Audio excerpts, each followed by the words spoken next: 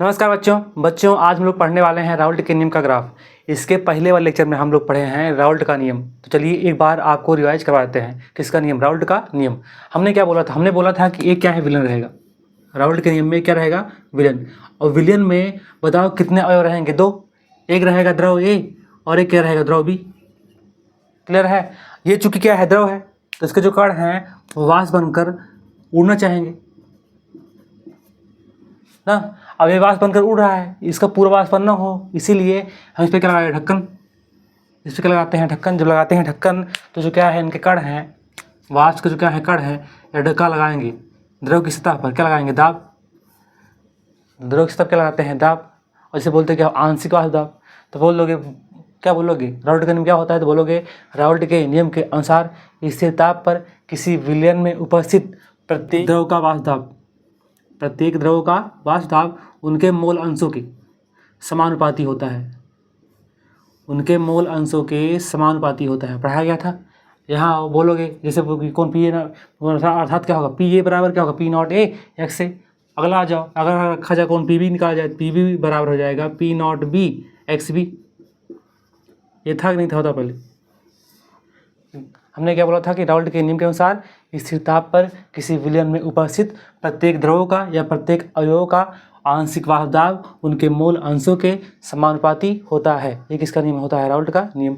अगर निकालना था यहाँ पे विलयन का कुल दाब, किसका दाब? विलयन का कुल दाब। तो बताए थे पी बराबर, चाहे लिखना पी चाहे लिखना पी टी या पी टोटल, लिखिए यहाँ पी एस, विलयन का कुल दाब। विलयन का कुल दाब कितना आ जाएगा? P A plus P B, P A plus P B. खत्म करें। अब हम पढ़ने वाले हैं राउल्ट के नियम से संबंधित ग्राफ। बच्चों पहले ये बताओ, राउल्ट के नियम में विलेन में कितने वे होते हैं? दो। एक होता है ए, एक क्या होता है? बी। होता ही नहीं होता, बता पहले। अगर यहाँ हम ग्राफ खींचे, कौन पी ए और कौन पी नॉट ए एक्स से, पी ए और पी नॉट ए एक्स से। देखो अगर यहाँ पे पहली बात ये, इसका मतलब क्या था? जो पी ए था वह समानुपाती किसका था? एक्स ए के। और यहाँ पे जो कौन था? पी बी था, वह समानुपाती किसके था? एक्स बी के। समानुपाती किसके था? एक्स बी के।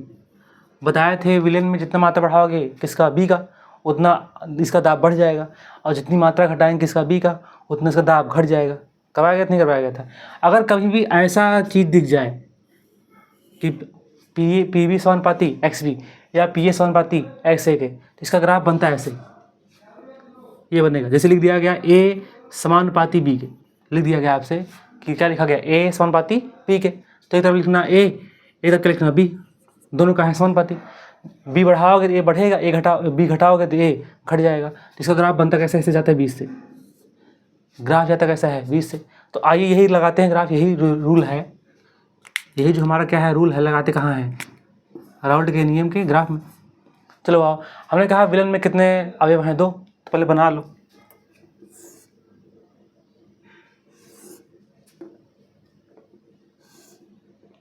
एक कौन है? ए और एक कौन है? बी।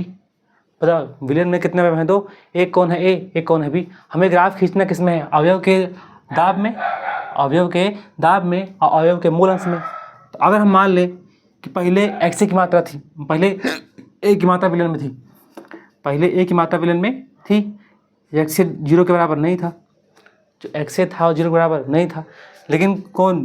जो बी की मात्रा थी वो क्या थी? 0। हमने कहा विलेन में पहले कौन सिर्फ था? ए। विलेन में से पहले कौन था? ए, लेकिन बी उसमें नहीं था। बताओ जो विलेन में ए अकेले रहेगा तो किसका दाब लगेगा? अगर विलेन में ए अकेले है तो उसी के जो अणु रहेंगे वाष्प बनकर उड़ेंगे, और द्रव के साथ क्या लगाएंगे? दाब। तो किसका दाब मिलेगा? दाब मिलेगा यहाँ पे आपका किसका? ए का ना।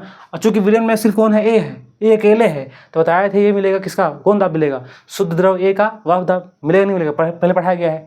तो यहाँ मिलेगा आपको पी नॉट ए।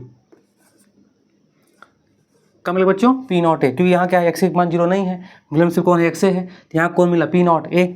अब क्या होगा? अब हमने विलेन में क्या बढ़ाया? हमने विलेन में क्या बढ़ाया? बी।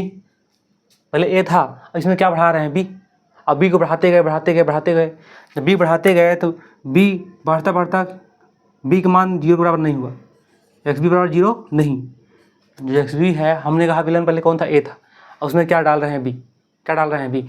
तो यहाँ मान लेते हैं कि एक्स पी बराबर 0 नहीं हुआ, लेकिन एक्स का मान क्या होगा? 0। अब एक्स बी बी की बी विलेन में बी की मात्रा इतनी ज़्यादा हो गई कि इसका मात्रा क्या हो गया 0। क्लियर है। अब कहा यहाँ अगर देखा जाए तो बताओ विलेन में सिर्फ किसका दाब मिलेगा, बी का, क्योंकि यहाँ विलेन में कौन है, सिर्फ बी अकेले है। तो इस तरफ कौन आएगा, एक्स बी, तो पी नॉट बी आएगा। इस तरफ कौन आएगा, पी नॉट बी। यहाँ तो कोई दिक्कत है कि नहीं दिक्कत है, बताओ पहले। अब हम क्या बताएं, अगर लिखा रहा है ए समानुपाती बी के, ए समानुपाती बी के, तो ये कौन है, एक्स ए ना, ये कौन है, P not a. P not a किससे समानुपाती, एक्स ए के। तो ग्राफ कैसे बनेगा, ऐसे बनेगा, इस तरफ पी नॉट ए, इस तरफ कौन, एक्स ए। ग्राफ कैसे, 20 से बनेगा नहीं, बताओ बनेगा नहीं, बताओ बनेगा कि नहीं, बताओ। तो करो, हम यहाँ से ग्राफ क्या करेंगे, किसका मान बढ़ाएंगे, बी का।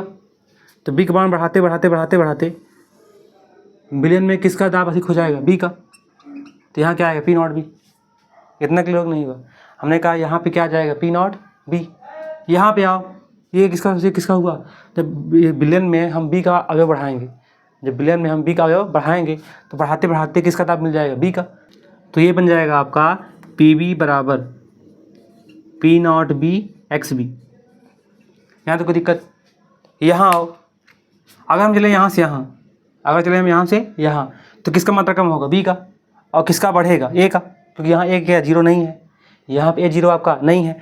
तो अगर हम चले इस तरफ से इस तरफ, इस तरफ से इस तरफ, तो कौन बढ़ेगा, ए। तो अगर हम चलेंगे यहाँ से यहाँ, इसे दिखा दो, यहाँ से यहाँ, यहाँ से यहाँ, जब बढ़ते जाएंगे बढ़ते जाएंगे बढ़ते जाएंगे, बताओ विलेन में किसकी मात्रा अधिक होगी, ए की। तो किसका दाब मिलेगा, ए का। तो क्या मिला, पी नॉट ए का मिल गया, पी नॉट ए। कहेगा बताओ ये किसका दाब है, ये है आपका पी ए बराबर P not A X A. हाँ तो कोई दिक्कत। ये लाइन क्या हो गई, P not B X B. ये क्या हो गई, P not A X A. अगर हमें निकालना हो किसका, विलेन कुल दाब, विलेन का कुल दाब, तो बता दिए विलेन कुल दाब के लिए करते क्या हो, पी नॉट ए मतलब पी ए और किसको पी बी को क्या करते हो, ऐड करते हो। पी ए और किसको पी बी क्या करते हो, ऐड करते हो। और पी ए में क्या आएगा, यहाँ आता है पी एस बराबर आता है P not A X A plus क्या होता है, P not B X B.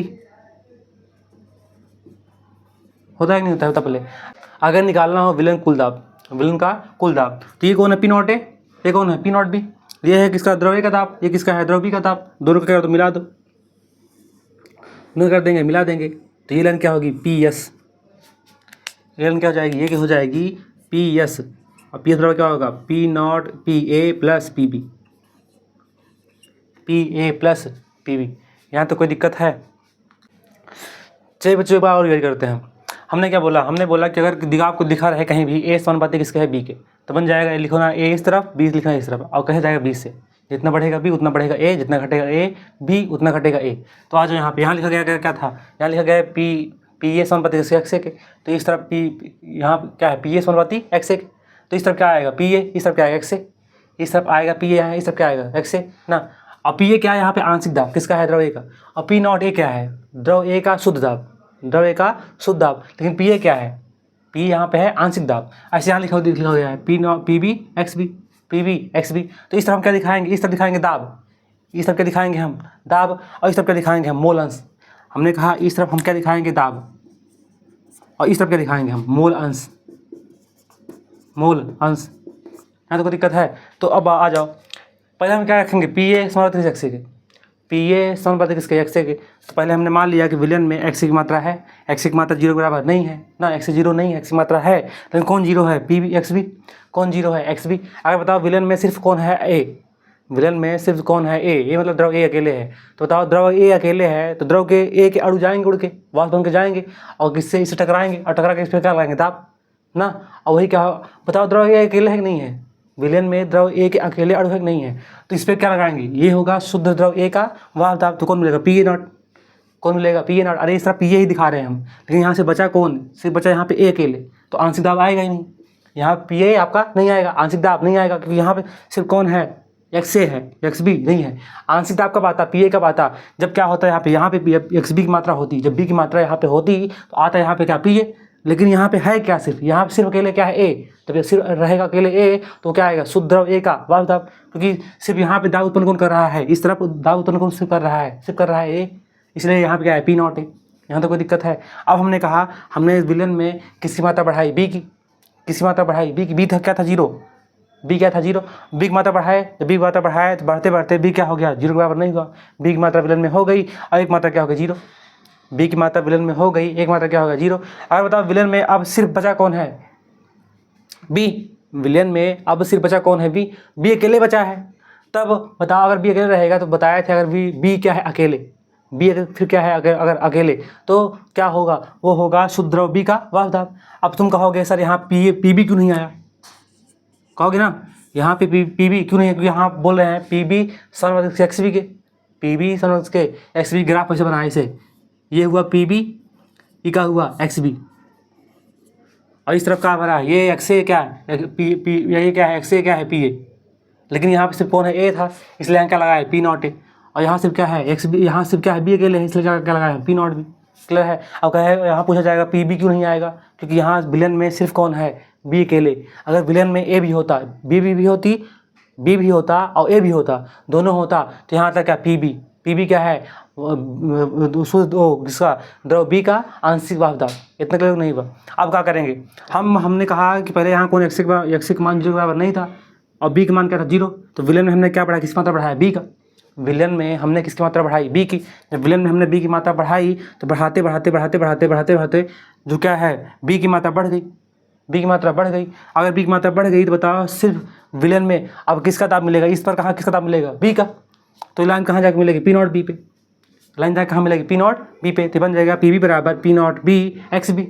खत्म करें। आओ ऐसे यहाँ पे आओ, यहाँ पे एक्स क्या है 0 है, यहाँ पे द्रव्य क्या है 0 और बी क्या है 0 नहीं है, तो हमने विलन में किसकी मात्रा बढ़ाई द्रव ए का, विलन में हमने किसकी मात्रा बढ़ाई द्रव ए का।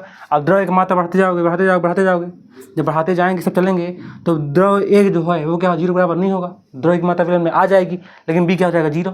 तो यहाँ पे बताओ सिर्फ किसका दाब मिलेगा द्रव ए का दाब, द्रव ए का दाब, और कौन सा दाब मिलेगा शुद्ध द्रव ए का दाब मिलेगा नहीं मिलेगा, तो यहाँ क्या है पी नॉट ए, तो बन गया पी ए बराबर क्या बन गया पी नॉट ए एक्स ए। यहाँ तो कोई दिक्कत है। अब ये क्या है पी नॉट ए, ये क्या है पी नॉट बी, ये है द्रव ए का दाब, ये क्या है द्रव बी का दाब। निकालना हमें क्या है विलन का कुल दाब, विलन का कुल दाब, तो विलन का कुल दाब में हम करते क्या है द्रव ए का दाब कितना है और द्रव बी का दाब कितना है, दोनों करते ऐड करते हैं, तो क्या बन गया पी एस बराबर विलन का कुल दाब बराबर P A plus P B. ये क्लियर होगा नहीं हुआ। तो आई थिंक आप लोग को ये किसका राउल्ट के नियम का ग्राफ, तो क्या बोले हम राउल्ट के नियम का ग्राफ समझ में आया कि नहीं है बताओ पहले, अगर समझ में आया हो तो कमेंट बॉक्स में लिख दीजिएगा क्रिस्टल क्लियर, क्या लिखना है क्रिस्टल क्लियर। और ये जो टॉपिक है ग्राफ ये मोस्ट इंपॉर्टेंट है एग्जाम पॉइंट ऑफ व्यू से, क्योंकि पूछता है कई बार पूछा गया है। तो आप लोग को राउल्ट का नियम और राउल्ट के नियम का ग्राफ आई थिंक आप लोग को क्लियर हो चुका होगा। तो चलिए अब हम पढ़ने वाले हैं कि विलन राउल्ट के नियम के आधार पे, राउल्ट के नियम के आधार पे विलन के प्रकार, किस प्रकार विलन के प्रकार। तो चलिए ऐसे एज करते हैं। बच्चों में पढ़ना क्या है राउल्ट के नियम के आधार पर विलन के प्रकार, पढ़ना में है विलन के प्रकार किसके आधार पर, राउल्ट के नियम के आधार पर, राउल्ट के नियम के आधार पर।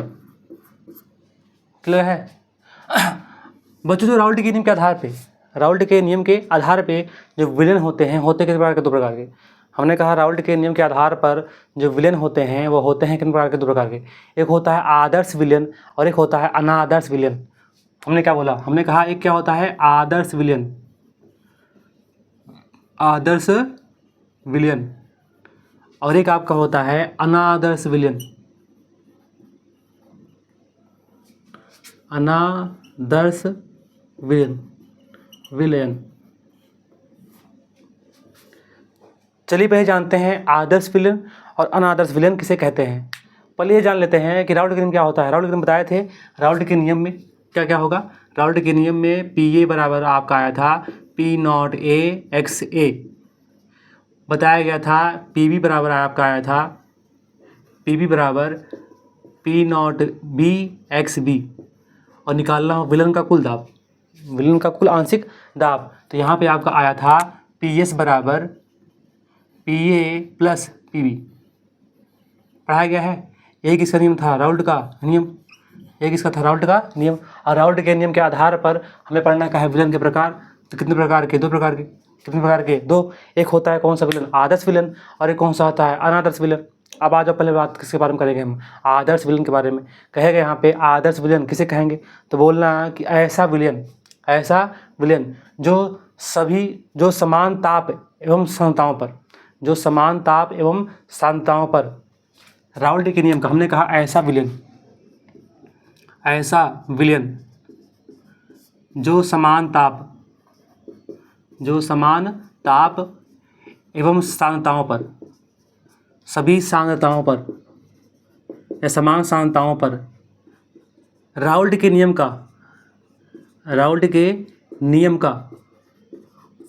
पालन करता हो, तो ऐसे विलन को क्या बोलेंगे हम? राउल्ट का नियम। ये बताओ राउल्ट का नियम क्या था? राउल्ट का नियम था कि पी ए बराबर क्या होना चाहिए? P not A X A, और पी बराबर क्या होना चाहिए? P not B X B, और पी बराबर क्या होना चाहिए? P A plus P B. तो जो विलन ये काम करेगा वो कौन सा विलन होगा? आदर्श विलन ये होगा ना। अर्थात यहाँ पे पी ए बराबर क्या होना चाहिए? P not A X A, P B बराबर P not B X B, और पी एस बराबर क्या होना चाहिए? P A plus P B. तो ऐसे विलन को क्या बोलेंगे हम? आदर्श विलन। क्लियर है? कहेगा आदर्श विलन किसे कहेंगे? तो बोलना कि ऐसा विलन जो राउल्ट के नियम का पालन करता हो, अर्थात जिसमें पी ए बराबर P not A X A, P बराबर P not B X B, और पी एस बराबर P A plus P B होता है। तो ऐसे विलन को हम बोलते क्या हैं? आदर्श विलन। हम क्या बोलेंगे? आदर्श विलन। क्लियर है? लेकिन राउल्ट का नियम पालन करेगा, लेकिन किस पे? समान ताप और सभी सांद्रताओं पर। समान ताप किस पे? सभी सांद्रताओं पे। अब आ जाओ कौन सा? अनादर्श विलन। अब हम बात करेंगे किसके बारे में? अनादर्श विलन के बारे में। तो यहाँ बोलोगे ऐसा विलन जो समान ताप एवं सांद्रताओं पर राउल्ट के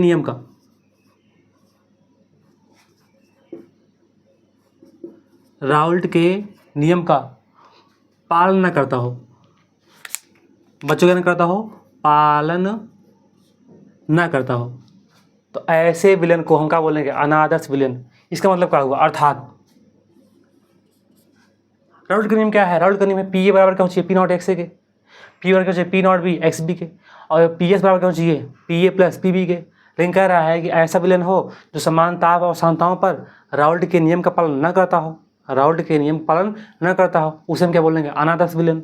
एग्जाम जैसे सुनो, अगर ये राउल्ट का नियम होता तो सब लागू होता, लेकिन राउल्ट का नियम पालन नहीं कर रहा है। अर्थात इसमें क्या होगा? जो पी ए होगा वह बराबर नहीं होगा किसके? P not A X A के, और जो पी बी होगा वह बराबर नहीं होगा किसके? P not B X B के, और जो पी एस होगा विलन का कुल आंशिक दाब, वह दोनों के अवयव के आंशिक दाब के बराबर नहीं होगा। जो पी एस होगा वह बराबर नहीं होगा किसके? P A plus P B के। बताओ यहाँ तो कोई दिक्कत है? तो बताओ अनादर्श विलन क्लियर नहीं हुआ? कहेगा अनादर्श विलन किसे कहेंगे? तो बोलना ऐसा विलन जो समान ताप एवं सांद्रताओं पर राउल्ट के नियम का पालन न करता हो, अर्थात जिसमें पी ए बराबर ना हो किसके? P not A X A के, पी बराबर ना हो P not B X B के, और पी एस बराबर ना हो किसके? P A plus P B के। तो ऐसे विलन को हम क्या बोलेंगे? अनादर्श विलन। तो ये बताओ पहले आदर्श और अनादर्श विलन क्लियर हो कि नहीं हुआ? हमने कहा राउल्ट के नियम के आधार पर विलन कितने प्रकार के? 2 प्रकार के। एक कौन सा विलन? आदर्श विलन, और एक कौन सा विलन? अनादर्श विलन। कहेगा आदर्श विलन किसे कहेंगे? तो बोलोगे ऐसा विलन जो समान ताप एवं सभी सांद्रताओं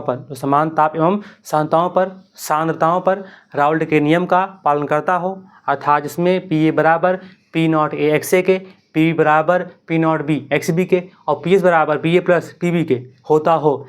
तो ऐसे विलन को हम क्या बोलेंगे? आदर्श विलन। अगला आ जाओ कौन सा है? अनादर्श विलन। तो बोलोगे ऐसा विलन जो समान ताप एवं सांद्रताओं पर राउल्ट के नियम का पालन न करता हो, अर्थात जिसमें पी ए बराबर ना हो P not A X A के, पी बराबर ना हो P not B X B के, और पी एस बराबर ना हो P A plus P B के। तो ऐसे विलन को क्या बोलेंगे हम? अनादर्श विलन। तो आई थिंक आप लोग को आदर्श और अनादर्श विलन क्या होगा? क्लियर हो चुका होगा। अब हम पढ़ने वाले हैं आदर्श और अनादर्श विलन में अंतर। चलिए इसे मिटा देते हैं। तो बच्चों हम पढ़ने वाले हैं आदर्श और अनादर्श विलयन में अंतर। पहला आपको पॉइंट बता ही चुके हैं, पहला कि जो आदर्श विलयन होता है, जो आदर्श विलयन होता है वह राउल्ट के नियम का पालन करता है। वह राउल्ट के नियम का पालन, राउल्ट के नियम का पालन करता है। किस पे? समान ताप एवं सांताओं पे। अर्थात इसमें पी ए बराबर पी नॉट एक्स ए के, पी बराबर P not B X B के, और पी एस बराबर P A plus P S बराबर P A plus P B के होता है। जबकि अनादर्श विलयन राउल्ट के नियम का पालन नहीं करता, राउल्ट के नियम का पालन नहीं करता ना। क्लियर है? पहला पॉइंट क्लियर नहीं हुआ। हमने कहा पहला पॉइंट क्या बोले कि जो आदर्श विलयन होता है वह समान ताप एवं सांताओं पर राउल्ट के नियम का पालन करता है, जबकि अनादर्श विलयन जो होता है वह समान ताप एवं सांताओं पर राउल्ट के नियम का पालन नहीं करता। पहला खत्म करें। अगला दूसरा, राउल्ट के नियम में अगर हम दो द्रवों को आपस में मिलाएं, आपस में क्या करें? मिलाएं। पहले हमने क्या बोला? हमने कहा मान लो एक क्या है, द्रव ए है और एक क्या है, द्रव बी ना। एक द्रव ए है और एक क्या है, द्रव बी। अगर इन दोनों द्रवों को क्या करें? आपस में मिलाएं। लो क्लियर है? यहाँ द्रव ए भी है और क्या है, द्रव बी भी है। तो पहले ये बताओ, अगर द्रव ए था कहीं पे, किसी पात्र में द्रव ए था, कंटेनर में ए था, कौन था? द्रव ए। तो इसका कुछ न कुछ आयतन रहा होगा। और किसी कंटेनर में द्रव बी था तो इसका कुछ न कुछ आयतन रहा होगा। अरे जिस कंटेनर में रखा होगा उसका आयतन घेर लिया होगा ना, जिसका भी कुछ न कुछ आयतन रहा होगा। जब दोनों को हम मिलाए कि हाँ एक पात्र में, तो द्रव विलयन का आयतन रहा होगा नहीं होगा? विलयन का आयतन रहा होगा नहीं होगा? रहा होगा। क्लियर है नहीं क्लियर है? तो इसमें बोलता क्या है, आदर्श विलयन में विलयन का जो कुल आयतन होता है, विलयन का जो क्या होता है, कुल आयतन होता है, वह द्रवों के आयतन के योग के क्या होता है, बराबर। हमने कहा किसमें? हमने कहा कि राउल्ट के आदर्श विलयन में विलयन का आयतन द्रवों के आयतन के योग के क्या होता है, बराबर। द्रवों के आयतन के योग क्या होता है, बराबर।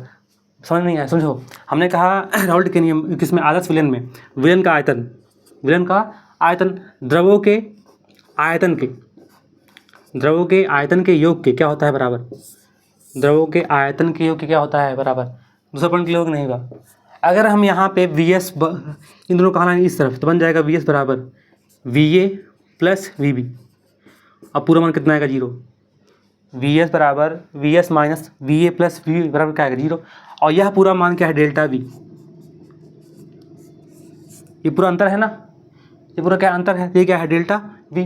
अर्थात आदर्श विलयन में कुल आयतन परिवर्तन होता कितना है, 0। आदर्श विलयन में कुल आयतन परिवर्तन होता कितना है, 0। बताओ सेकंड वाला पॉइंट क्लियर नहीं हुआ। हमने कहा आदर्श विलयन में यदि हम दो द्रवों को आपस में मिलाएं, तो विलयन का कुल आयतन द्रवों के आयतन के योग के क्या होता है, बराबर। द्रवों के आयतन के योग क्या होता है, बराबर। अर्थात किसका? आदर्श विलयन में जो आयतन परिवर्तन होता है, जो क्या होता है, आयतन परिवर्तन होता है, वो क्या होता है, 0। जबकि यहाँ आ जाओ, यहाँ पे हम जब हम दो द्रवों को आपस मिलाएंगे, यही मान लो ए को मिलाएं बी को मिलाएं हमने कहा यहाँ पे जब हम दो द्रवों को आपस में मिलाएंगे तो विलयन का कुल आयतन द्रवों के आयतन के योग के बराबर नहीं होगा। द्रवों के आयतन के योग के बराबर नहीं होगा। जब ये बराबर ना हुआ तो इसका अंतर आएगा, तो इसका अंतर 0 नहीं होगा, क्योंकि ये क्या हो सकता है, क्या कम हो या क्या हो ज़्यादा। हमने कहा यहाँ पे बोले हम कि अनादर्श विलयन में विलयन का कुल आयतन उनके प्रत्येक द्रवों के आयतन के योग के बराबर नहीं होता। अर्थात यहाँ पे आयतन परिवर्तन शून्य नहीं होता, मतलब दूसरा वाला पॉइंट क्लियर होता नहीं था। दूसरा वाला पॉइंट क्लियर है। हमने दूसरा पॉइंट बोला कि आदर्श विलयन का कुल आयतन उनके प्रत्येक द्रवों के आयतन के योग के बराबर होता है। अर्थात यहाँ पर विलयन का आयतन परिवर्तन शून्य प्राप्त होता है, जबकि अनादर्श विलयन में विलयन का कुल आयतन विलयन में उपस्थित प्रत्येक द्रवों के आयतन के योग के बराबर नहीं होता है। अर्थात यहाँ पर विलयन का आयतन परिवर्तन शून्य प्राप्त नहीं होता है। खत्म करें। अब आ जाओ तीसरा पॉइंट। तो बच्चों आइए हम देखते हैं तीसरा पॉइंट। यहाँ बोले अगर दो द्रवों को हम किसी विलयन में क्या करें, मिलाएं, तो हो सकता हो इस विलयन से ऊर्जा बाहर निकले, हो सकता हो इस विलयन से ऊर्जा बाहर निकले, या हो सकता हो इस विलयन में को हमें ऊर्जा देनी पड़े, हो सकता हो इस विलयन से बाहर ऊर्जा निकले, ऊर्जा कहाँ निकले, बाहर निकले, ऊर्जा है उष्मा, या हो सकता हो जो ऊर्जा है उष्मा है विलयन के अंदर हमें क्या करनी पड़े, देनी पड़े। क्लियर है? तो यहाँ तीसरा पॉइंट बन जाएगा कि आदर्श विलयन में जब दो द्रवों को आपस में मिलाते हैं, तो ना तो ही ऊर्जा का उत्सर्जन होता है, और ना ही ऊर्जा की हानि होती है। मतलब ना तो ऊर्जा का उत्सर्जन होता है और ना ही ऊर्जा का अवशोषण होता है। मतलब ना ही विलयन से ऊर्जा बाहर निकलती है और ना ही बाहर से अंदर विलयन में ऊर्जा आती है। अर्थात कुल एंथैल्पी का मान कितना होता है, 0। कुल एंथैल्पी का मान कितना होता है, 0। ये क्लियर है, नहीं क्लियर है? हमने कहा कि आदर्श विलयन में जब दो द्रवों को आपस में मिलाते हैं तो ना ही विलयन से ऊर्जा बाहर निकलती है और ना ही बाहर से विलयन में ऊर्जा आती है। अर्थात ना ही ऊर्जा का उत्सर्जन होता है और ना ही ऊर्जा का अवशोषण होता है। अर्थात विलयन की कुल एंथैल्पी कितनी होती है, 0। यहाँ जबकि अनादर्श विलयन में जब दो द्रवों को आपस में मिलाते हैं तो विलयन से या तो ऊर्जा का उत्सर्जन होगा, या विलयन को ऊर्जा क्या करनी पड़ेगी, देनी पड़ेगी। तो विलयन से या तो ऊर्जा का उत्सर्जन होगा या विलयन को ऊर्जा क्या करनी पड़ेगी, देनी पड़ेगी। अर्थात यहाँ पे विलयन की कुल एंथैल्पी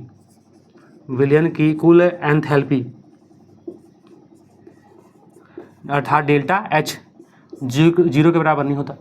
अर्थात डेल्टा एच जो होता है वह 0 के बराबर नहीं होता। बताओ 3 पॉइंट क्लियर होगा नहीं हुआ, जल्दी बोलो।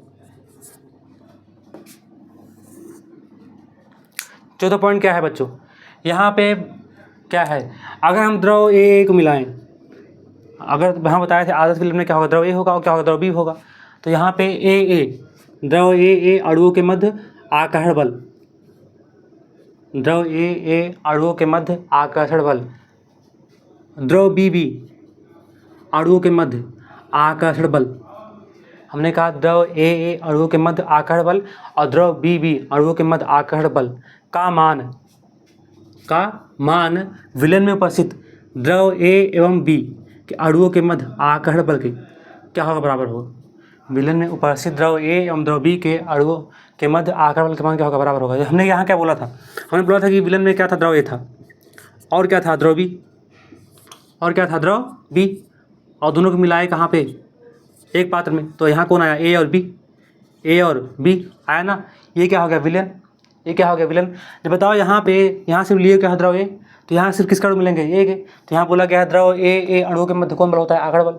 अणुओं के मध्य कौन बल होता है, आकर्षण बल, और उसे बोलते हैं अंतरा आणविक बल। क्या बोलते हैं, अंतरा आणविक बल। तो बोलना कि द्रव ए अणुओं के मध्य आकर्षण बल। अब बताओ यहाँ कौन, द्रव बी है, तो यहाँ किसके सिर्फ मिलेंगे अणु, बी के। तो बी के अणुओं के मध्य कौन बल होगा, आकर्षण बल। बी अणुओं के मध्य कौन सा बल होगा, आकर्षण बल। तो यहाँ बोलोगे द्रव बी अणुओं के मध्य आकर्षण बल का मान, इन दोनों का मान विलयन में उपस्थित द्रव ए और द्रव बी। बताओ विलयन में दोनों है ना, ए भी है और बी भी है, ए भी है और क्या है, बी भी है। तो विलयन में उपस्थित द्रव ए एवं द्रव बी के अणुओं के मध्य आकर्षण बल के मान क्या होता है, बराबर। चौथा पॉइंट क्लियर होगा नहीं हुआ। हमने कहा कि आदर्श विलयन में ए अणुओं के मध्य आकर्षण बल तथा बी अणुओं के मध्य आकर्षण बल का मान विलयन में उपस्थित अणु ए एवं बी के मध्य आकर्षण बल के मान क्या होता है, बराबर। जबकि आ जाओ यहाँ पे जबकि अनादर्श विलयन में, चौथा पॉइंट है, जबकि अनादर्श विलयन में द्रव ए अणुओं के मध्य आकर्षण बल द्रव बी अणुओं के मध्य आकर्षण बल का मान बराबर नहीं होता है किससे, विलयन में उपस्थित द्रव ए एवं बी के अणुओं के मध्य आकर्षण बल से। विलयन में उपस्थित द्रव ए एवं बी के अणुओं के मध्य आकर्षण बल से। क्लियर नहीं हुआ। हमने यहाँ क्या बोला, हमने यहाँ बोला कि अनादर्श विलयन में द्रव ए अणुओं के मध्य आकर्षण बल तथा द्रव बी अणुओं के मध्य आकर्षण बल का मान विलयन में उपस्थित द्रव ए एवं बी के मध्य आकर्षण बल के मान के बराबर नहीं होता है, जबकि इसमें क्या करता होता है। तो बताओ आदर्श विलयन और अनादर्श विलयन में अंतर क्लियर नहीं हुआ। आदर्श विलयन और अनादर्श विलयन में अंतर क्लियर हुआ। चलिए एक बार फिर रिवाइज करते हैं। हमने क्या बोला, पहला बोला कि जो आदर्श विलयन होता है वह राउल्ट के नियम का पालन करता है, जबकि अनादर्श विलयन जो होता है वह राउल्ट के नियम का पालन नहीं करता। दूसरा बोले यहाँ पे कि आदर्श विलयन में विलयन का जो क्या होता है आयतन होता है, जो विलयन का जो क्या होता है आयतन होता है, और द्रव्यों के आयतन के योग क्या होता है बराबर, अर्थात आदर्श विलयन में कुल आयतन परिवर्तन क्या होता है 0, जबकि अनादर्श विलयन में विलयन का जो आयतन होता है वह विलयन में उपस्थित प्रत्येक द्रव्यों के आयतन के, या बोल सकते हो प्रत्येक द्रव के आयतन के योग के बराबर नहीं होता है, अर्थात अनादर्श विलयन में कुल आयतन परिवर्तन 0 नहीं होता है। तीसरा पॉइंट यहाँ बोले कि अगर आदर्श विलयन में हम दो द्रवों को आपस में मिलाते हैं तो विलयन से न तो ऊर्जा जाएगी बाहर जाएगी और ना ही बाहर से ऊर्जा आएगी, अर्थात विलयन से न तो ऊर्जा का ह्रास होगा, न ही ऊर्जा का उत्सर्जन होगा और ना ही ऊर्जा का क्या होगा अवशोषण होगा। अर्थात आदर्श विलयन में विलयन के कुल एंथैल्पी का मान कितना होता है 0 होता है, अर्थात डेल्टा एच बराबर कितना 0 के। जबकि अनादर्श विलयन में जब हम दो द्रवों को आपस में क्या करते हैं मिलाते हैं तो या तो विलयन से ऊर्जा का ह्रास होगा या बाहर से ऊर्जा विलयन में आएगी, अर्थात यहाँ पे कुल एंथैल्पी का मान 0 के बराबर नहीं होगा। खत्म करें। चौथा पॉइंट यहाँ ये बताया कि आदर्श विलयन में द्रव ए अणुओं के मध्य आकर्षण बल तथा द्रव बी अणुओं के मध्य आकर्षण बल का मान क्या होगा बराबर होगा किसके, विलयन में उपस्थित द्रव ए एवं बी के अणुओं के मध्य आकर्षण बल के मान के। जबकि यहाँ बताया अनादर्श विलयन में ए अणुओं के मध्य आकर्षण बल तथा बी अणुओं के मध्य आकर्षण बल का मान बराबर नहीं होगा किसके, विलयन में उपस्थित द्रव ए एवं द्रव बी के अणुओं के मध्य आकर्षण बल के। खत्म करें। तो आई थिंक आप लोग को कौन सा आदर्श विलयन और कौन सा अनादर्श विलयन क्लियर हो चुका होगा और इसमें अंतर क्या है ये भी क्लियर हो चुका होगा। अब सुनो, हम पढ़ने वाले हैं आदर्श विलयन के प्रकार। आदर्श विलयन के प्रकार, आदर्श विलयन जो होते हैं बच्चों वो होते हैं 2 प्रकार के। एक होता है कौन सा ऋणात्मक विचलन, एक कौन होता है आपका ऋणात्मक विचलन और एक आपका होता है धनात्मक विचलन। क्या होता है बच्चों, धनात्मक विचलन। तो अब हम पढ़ने वाले हैं आदर्श विलयन के प्रकार। हमने कहा कितने प्रकार के होते हैं, 2 प्रकार के। एक कौन होगा ऋणात्मक विचलन और एक कौन हो जाएगा धनात्मक विचलन। तो इन दोनों विचलनों के बारे में हम पढ़ें कब, अगले वीडियो में। तो चलिए इसे पढ़ते रहिए। अगर वीडियो आपको पसंद आया हो तो वीडियो को लाइक कर दीजिएगा, चैनल को सब्सक्राइब कर लीजिएगा और वीडियो को ज़्यादा से ज़्यादा शेयर कीजिएगा अपने व्हाट्सएप पे, अपने इंस्टाग्राम पे, कहीं पर भी, मतलब जहाँ हो सके वहाँ कीजिएगा। अपने आसपास जो हो बच्चे हैं उन्हें बताइएगा कि 9, 10, 11, 12 की जो बैच है चल रही है, रेगुलर वीडियो आ रहा है। तो चलिए, और इसमें जो टॉपिक आपको समझ में आया हो उसको कमेंट बॉक्स लिख दीजिएगा। अगर टॉपिक आपको समझ में आया है तो कमेंट बॉक्स लिखना क्या है, क्रिस्टल क्लियर। तो चलिए इसे पढ़ते रहिए, तब तक के लिए नमस्कार।